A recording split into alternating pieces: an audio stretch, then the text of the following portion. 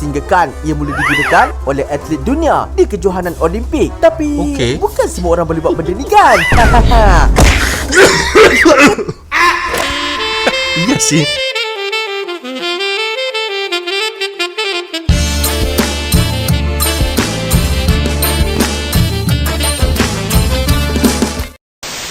Yo Nek, assalamualaikum warahmatullahi wabarakatuh. Hai Rek, bertemu lagi. Ada saya di sini, Wak Lonjong Salam Lonjong. Iya. Apa kabar kawan-kawan? Semoga semua dalam kondisi yang sehat Rek ya. Amin ya robbal alamin. Dan seperti biasanya, ketika Fakta Channel upload video terbaru, ada banyak sekali kawan-kawan minta saya untuk mereview video terbaru dari Fakta Channel nih, geng ya. Dan oke, ini dia videonya. 10 teknik rahasia sukan terlalu luar biasa hingga diharamkan. Oke. Apa ini? Servis sidik diharamkan. Oke, peraturan baru terpaksa dibuat untuk halang Malaysia menang. Ini dia. Ini dia, geng. Oke lah, kita akan nonton, geng ya, seperti apa videonya, geng. Tapi seperti biasanya hanya sekedar mengingatkan untuk kawan-kawan yang mungkin belum sholat, Rek, jangan lupa sholat dulu. So, tanpa buang masa, kita tonton videonya seperti apa nih, geng ya. Oke. Betul-betul mendebarkan. Ya, ini ya, badminton. Pingat gangsa untuk Malaysia. Pingat gangsa pertama di Kota Paris 2024. Dan disamankan untuk pingat gangsa buat Malaysia.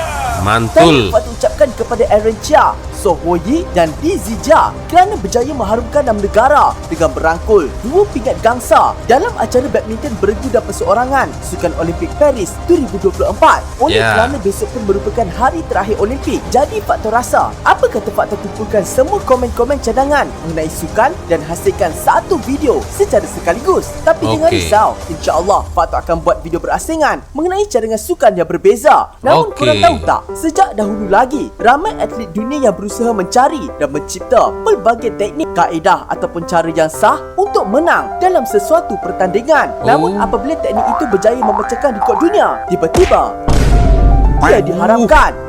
Pelik kan? Tapi atas alasan apa? Ada sebab yang lawak, ada yang pelik, dan 10 teknik rahsia sukan terlalu luar biasa hingga diharamkan. Sebelum tu, jangan lupa subscribe Fakta tau. Dan jangan lupa tekan loceng. Lepas ini 1 juta, geng. Karena sekarang subscribernya sudah 900.000 lebih nih, geng ya. Mantul. 10 Volzing. Nope. Wih. Pole vault atau kita panggil sebagai lompat galah merupakan acara sukan di mana atlet akan menggunakan galah yang panjang dan fleksibel untuk membantu mereka melompat melepasi palang yang tinggi, di mana peraturan sukan ini sangat mudah. Para atlet mestilah memastikan seluruh badannya melepasi palang tersebut tanpa membuatkan palang itu terjatuh. Namun pada akhir tahun 1980, salah seorang peserta bernama David Bowles dari Amerika Syarikat telah mencipta satu teknik yang dipanggil sebagai volzing, sempena namanya, di mana semasa berada di udara, dia akan menggunakan tangannya untuk memegang palang tersebut untuk menstabilkan atau meletakkan kembali palang itu sekiranya ia hampir terjatuh. Jadi secara teknikalnya, teknik ini dibenarkan sebab pemain hanya perlu pastikan palang itu tak terjatuh. And he gives a little help with his hand. Teknik ini kemudian mula terkenal dan diguna pakai oleh ramai atlet dari seluruh dunia. Sehinggalah terdapat atlet yang mengambil kesempatan menggunakan teknik itu untuk menolak palang tersebut ke bawah supaya diorang dapat melepasi had ketinggian yang ditetapkan. Maksudnya, tindakan ini dah dikira sebagai menipu lah kan? Disebabkan perkara itu, teknik ini telah menyebabkan pihak IAAF yang kini dikenali sebagai World Athletics mengharamkan terus teknik itu dari diguna pakai. Baru tahu aku. 9. Somersault long jump. Apa lagi nih? Mesti ramai di antara korang pernah sertai pertandingan lompat jauh masa sekolah dulu. Lompat jauh. Nampak tau. Kalau korang nak tahu, ketika kita nak lompat jauh, kaki kita akan henti selama beberapa milisaat untuk mendapatkan momentum bagi menghasilkan lompatan. Namun begitu, disebabkan hukum inersia yang terhasil daripada larian kita, walaupun kaki kita terhenti, badan kita akan terus cenderung bergerak ke hadapan. Jadi sebab itulah, terdapat beberapa teknik yang akan digunakan oleh para atlet untuk mengekalkan momentum kelajuan disebabkan disebabkan oleh perkara ini. Tetapi pada tahun 1974, seorang atlet dari New Zealand, John Delamere, telah mengejutkan dunia, termasuklah pengacara serta juri apabila dia melakukan somersault atau melipat ketika melakukan lompat jauh. Wih.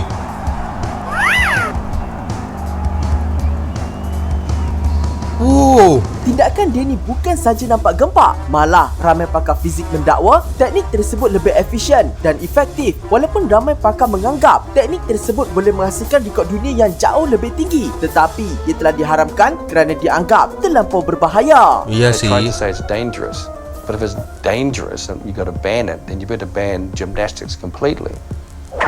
Bahaya geng cara seperti itu ya. Takutnya kepala nanti kena ya. 8. 8. Spanish Style Spear. Hah? Javelin throw atau kita panggil sebagai sukan rejam lembing merupakan Ya. acara sukan di mana Lempar para lembing atlet kalau perlu melontar Indonesia. lembing atau tombak sejauh yang mungkin. Secara asasnya, atlet perlulah berlari di kawasan yang telah ditetapkan bagi memperoleh momentum yang akan mempengaruhi sejauh mana lembing itu akan dilontar. Namun Okey. pada tahun 1956, seorang atlet dari Spanyol bernama Felix Irauskin telah berjaya mencipta rekod dunia melontar lembing tanpa perlu berlari.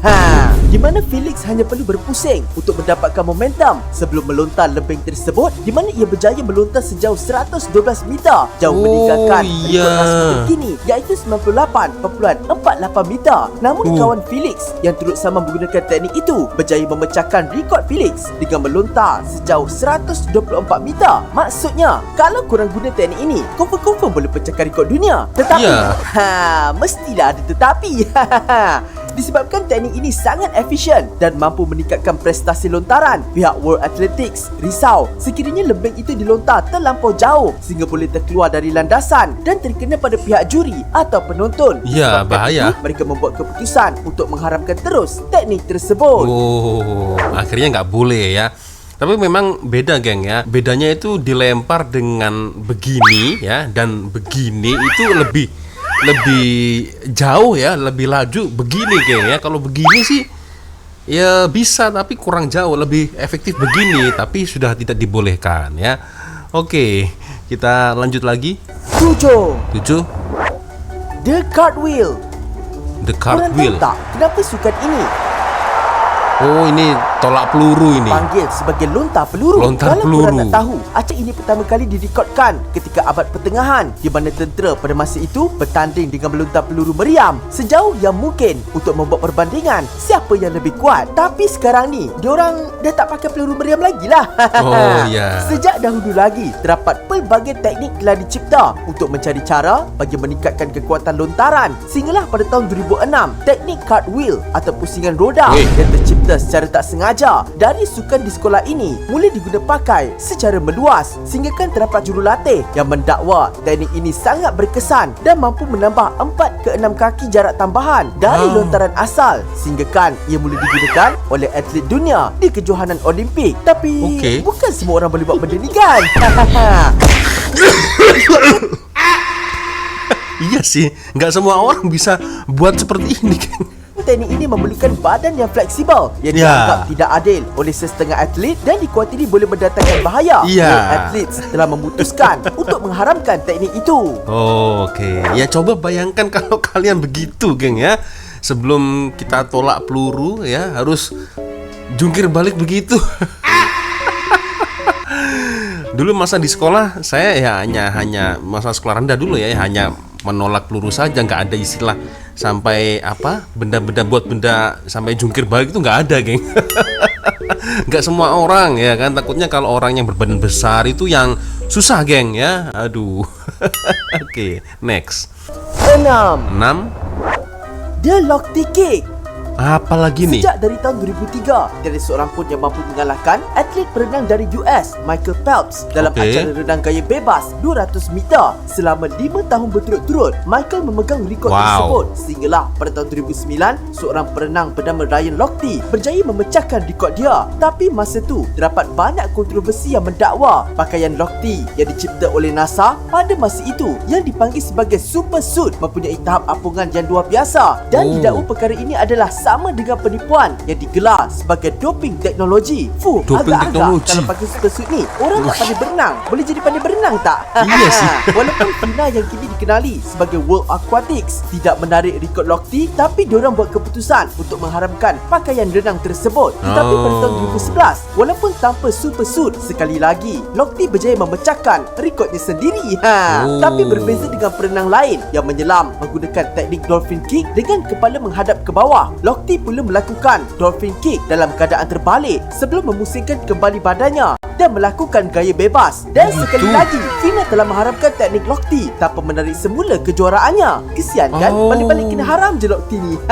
Iya Walaupun sih. begitu, sehingga kini masih tiada perenang di dunia yang mampu memecahkan rekod Lochte dalam acara berenang bebas 200 meter. Woi, Ryan Lochte ya. 5. 5. Aubrey Technique. Hah? Korang mesti pernah tengok sesetengah mat motor buat gaya Superman Oh kan? ya, Superman. Tapi korang tahu tak siapa sebenarnya yang mula-mula mencipta gaya ni? Oh. Kalau korang nak tahu, sekitar tahun 90-an Dari terdapat sini seorang ternyata. basikal bernama Graham Aubrey dari UK yang sangat terkenal kerana banyak memecahkan rekod dunia ketika zamannya. Bukan Okey. itu tau, malah Aubrey juga pernah mencipta dua teknik kedudukan paling optimum ketika lumba basikal. Pertama dikenali sebagai teknik gaya mentada dan kedua dikenali sebagai gaya Superman. Di mana Superman. teknik Superman dihasilkan selepas Aubrey melakukan penambahbaikan daripada gaya mentada. Malah gaya mentada atau juga kini dikenali sebagai super tug dianggap antara posisi paling laju sehingga kini. Namun kedua-dua gaya ini telah diharamkan oleh UCI atau Union Cyclist International atas sebab-sebab yang tidak diketahui sehingga ramai yang mendakwa UCI sengaja mencipta peraturan baru untuk membatalkan kelayakan Aubrey dari terus menyertai kejohanan basikal. Walau bagaimanapun, kisah mengenai Aubrey ini telah menjadi inspirasi sehingga kan ada pihak yang buat filem khas untuk dia yang bertajuk The Flying Scotsman. Oh, tapi yang jelas ya, style naik basikal ala Superman ini ya, matrempit itu terinspirasi dari sini ternyata, geng. Ya, baru tahu kan kita. Oke, next. 4. 4. Curveball. Oke. Kalau korang nak tahu antara teknik paling terkenal dalam Wah, sukan Twilight. baseball adalah teknik bola melengkung, di mana teknik ini akan membuatkan bola berputar ketika dilontar dan membolehkan ia berubah arah secara mendadak ketika hampir sampai ke sasaran. Oh, gitu. Nampak kan? Tapi tahu tak korang, teknik ini sebenarnya pernah diharamkan suatu ketika dahulu. Teknik ini sebenarnya dicipta oleh Candy Cummings dan ketika pertama kali teknik ini dipersembahkan pada tahun 1870-an, punyalah gempa sehingga boleh dikatakan tiada seorang pun yang boleh pukul bola tu. Malah kebanyakan pemukul seperti terpukau melihat pergerakan bola itu yang bagi mereka sangat mengelirukan, seolah-olah ia tiba-tiba hilang kerana menganggap teknik itu seolah-olah menipu dan mengelirukan. Ia kemudian telah diharamkan oleh IBAF. Oh, sayang banget. Walaupun pengharaman teknik ini telah ditarik semula, namun ramai yang berpandangan ia tidak sesuai dibaling oleh kanak-kanak di bawah umur 15 tahun kerana terlalu ekstrim. Oh, terlalu ekstrim itu dia, geng. 3. 3. Knocking down hurdle. Oke. Korang mesti pernah tengok sukan lari berpagar kan? Martin Odegaard was beaten there. Dan Pak Tok yakin korang juga pernah tengok ada setengah atlet yang melanggar pagar ini Ada yang kena ya. Nah, ya itu. secara sengaja ataupun tidak. Ya. Weh, ini apa-apaan nih? Dia agak lompat. Tapi adakah ia dibenarkan? Jawapan untuk persoalan ini sebenarnya agak menarik. Oke. Semuanya bermula sekitar 1932 di Olimpik Los Angeles apabila seorang atlet lari berpagar bernama Bob Tisdale telah ditarik semula rekod dunia serta kejohanannya kerana dia terjatuhkan satu pagar. Oh. Robert Tisdale, who secured the 400 meters hurdles for Ireland, Ini kerana pada masa itu Undang-Undang Lari Berpagar menyatakan atlet akan disingkirkan sekiranya terjatuhkan 3 pagar atau lebih dan rekod dunia tidak akan dikira sekiranya atlet terjatuhkan walaupun satu pagar tersebut. Earlier in the afternoon, Milton Green of Harvard was disqualified for knocking down 4 hurdles in the 120 yards. Undang-undang ini dibuat kerana ketika sukan ini pertama kali dianjurkan, mereka menggunakan pagar yang diperbuat daripada kayu yang agak berat dan sukar untuk terjatuh. Namun bagi Chris Bob pula, pagar masa itu telah direka dengan lebih ringan dan mudah untuk ia terjatuh. Oleh kerana kontroversi serta tekanan daripada banyak pihak, peraturan pun mula diubah di mana atlet yang menjatuhkan pagar tidak lagi diberikan penalti atau disingkirkan. Disebabkan itu, satu teknik mula tercipta di mana terdapat atlet yang akan menggunakan kaki hadapan mereka untuk menendang pagar itu supaya jatuh dan memudahkan mereka untuk berlari. Namun terdapat atlet yang lari terlampau laju menjadikan pagar yang ditendang mereka terpelanting dan melantun sehingga mengganggu laluan atlet yang lain. Jadi untuk mengatasi masalah itu, World Athletics kemudian mengharamkan teknik tersebut dengan mengetatkan undang-undang di mana atlet yang menjatuhkan pagar dengan sengaja akan dibatalkan penyertaannya. Kalau ini dah jelas ya, sengaja ini. 2. Oke, 2. Build up shoe. Apa ini? Pada tahun 2020, kecoh di media sosial apabila seorang pelari maraton telah disingkirkan dari pertandingan hanya kerana kasut yang dipakai iaitu Nike Vaporfly yang dianggap sebagai doping teknologi. Sampaikan kasut itu telah diharamkan untuk dipakai dalam mana-mana pertandingan sukan profesional melainkan versi keluarannya yang baru. Namun seperti yang korang tahu, teknologi doping menggunakan kasut ini bukanlah sesuatu yang baru dan antara yang terawal pernah dilaporkan adalah sekitar tahun 1957 di mana pada waktu itu sukan lompat tinggi didominasi oleh atlet dari US selama 50 tahun berturut-turut sehinggalah seorang atlet dari Soviet, Yuri Stepanov, telah memecahkan rekod mereka dan merupakan satu-satunya atlet bukan warga negara US yang memegang rekod dunia. Perkara itu telah mengejutkan dunia dan banyak akhbar yang menyiarkan berita bersama gambar mengenai kemenangan Yuri sehinggalah ramai yang perasan terdapat sesuatu yang pelik pada gambar tersebut iaitu tapak kasut yang dipakai Yuri lebih tebal daripada biasa. Tapi disebabkan negara Soviet mengatakan tujuan kasut itu adalah bagi mengurangkan kecederaan pada atlet mereka dan tiada undang-undang pada masa itu yang melarang para atlet meninggikan tapak mereka, ia kemudian dibenarkan. Sejak daripada itu, hampir semua atlet lompat tinggi profesional mula meninggikan tapak kasut mereka sehingga kan timbul reka bentuk yang pelik-pelik seperti kasut bear trap yang direka oleh atlet US Ernie Shelton untuk berdepan dengan Yuri. Oleh kerana terlalu banyak kontroversi, World Athletics kemudian membuat keputusan untuk mengharamkan penggunaan kasut seperti ini dan meletakkan had ketinggian tapak yang dibenarkan. Akhirnya nggak boleh. 1. Oke, 1. Servis sidik. Aduh, ini. Suatu ketika dahulu, anak-anak sidik iaitu Miss Boon, Razif, Jalani, Rahman dan Rashid pernah menggemparkan dunia dengan pukulan servis yang sangat unik digelar sebagai servis sidik atau servis S, di mana teknik servis ini dicipta dan diperkenalkan sendiri oleh abang mereka iaitu Miss Boon. Sidik servis ini adalah satu servis yang mana pada ketika itu tiada default apa-apa. Berbeza dengan servis biasa, servis sidik memerlukan korang untuk memukul bola tangkis dalam keadaan terbalik di mana teknik ini boleh mengganggu keseimbangan bola tangkis dan mengelirukan pihak lawan. Namun pada tahun 1981, ramai pemain yang menentang keras teknik pukulan ini kerana menganggap teknik tersebut berpotensi menjatuhkan ranking mana-mana pemain dunia dengan sangat mudah sehingga kan satu keputusan telah dihantar kepada Persatuan Badminton Antarabangsa atau IBF untuk membina peraturan baru dengan mengharamkan servis sidik. Servis tersebut akhirnya diharamkan secara rasmi pada 1 Julai 1982 atas alasan yang didakwa tidak relevan. Asosiasi Dunia dan juga ketika itu IBF merasakan bahawa ianya spoil. Dia akan merosakkan bulu ni. Bahawa daripada tu dari hentakan tu dia akan rosak bulu tu. Padahal tak ada. Sebab ini hanya satu sentuhan saja. Punyalah gempak anak-anak sidik ni sehingga kan pemain badminton dari seluruh dunia rasa tercabar dengan servis diorang. Itu dia tak kenal lagi bapa anak-anak sidik ni mau kena kurung dalam rebak ayam. Masuk dalam rebak tu. Alamak. Kalau korang nak tahu, pada 11 Ogos 2024 iaitu besok merupakan hari terakhir Sukan Olimpik Paris 2024. Jadi ya, sekarang ini diupload 1 hari yang lalu, geng ya. Sekarang hari Isnin saya buat video ini. Video ini diupload ketika Sabtu. Nah, berarti mungkin udah selesai mungkin, geng ya. Atau masih ada lagi, boleh komen di ruang komentar, geng ya. Nah, itulah, geng ya. Video dari Foto Channel ya, 10 teknik rahasia sukan yang terlalu luar biasa sampai akhirnya diharamkan teknik tersebut, geng ya. Ada-ada aja, geng ya. Itulah, so gimana geng, menurut komentar kalian boleh komen di ruang komentar, geng ya.